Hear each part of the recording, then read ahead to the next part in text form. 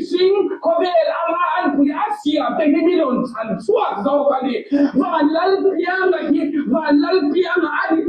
lo ti ka soi tu van lal piang khadi lol on tin thang hello piang hi van lal piang lem ali ti ka soi tu sa ni la ya ta lung ya oi lo adua ye nei te ni la dia ai idua lutuk all dua pi dua papokate dua pi into dua pi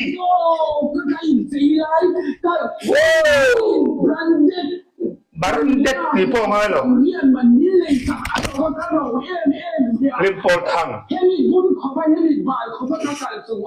ito soy hi anasato lutuk